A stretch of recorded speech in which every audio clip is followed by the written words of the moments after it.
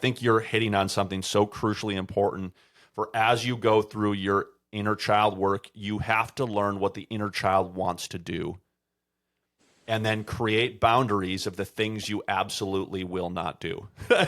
Right? Is I will never do blank. No matter how triggered I am, no matter how angry I am, no matter how much I want to.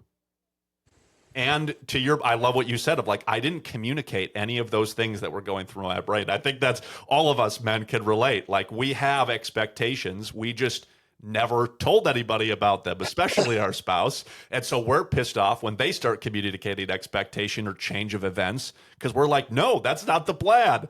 Well, we never communicated the plan to them, right?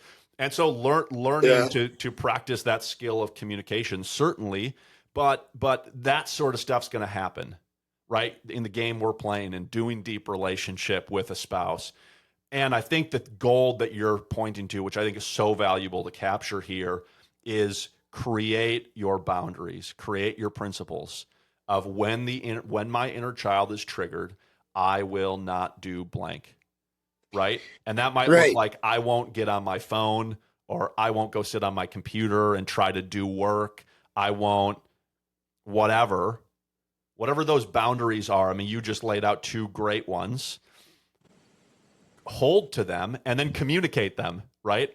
When you're regulated to your spouse, I want you to hold me to the expectation that when we're in it, I don't do blank and I don't do blank, Yeah. right? Because Right. usually, at least in my experience, one of us is more regulated than the other, right? And we can be demanding like don't talk to me like that, right? Is different than, hey, you communicated to me that when you get like this that you would like to do blank, is very different than don't treat me that way or don't gaslight me, Chris, right? Responding that way is a harsh sort of shouting down the inner child, which certainly would escalate the inner child, versus like, hey, you communicated to me that when you're like this you don't want to do that, and it feels like you're doing that right now to me, you Yeah. know. And again, by diving into these archetypes, and it's, it's not all of them may not apply to everybody, but it is reality that many of them do apply. Yeah. So, like, two that rise to the top for me are the inferior child and the entitled child. But, we already talked about when your space is invaded, and there's the safety and security, and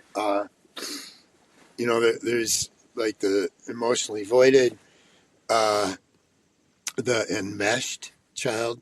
So Yeah. there's so many different things.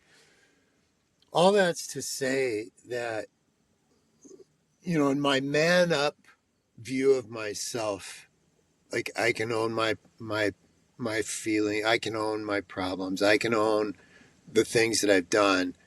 Uh, but being so much more aware Yeah. of when this child is showing up. So, like, right away, I know what's happening. Like, I know, hey, here's my kid. Yeah. It's right here. Yeah. And get back in the truck and start driving.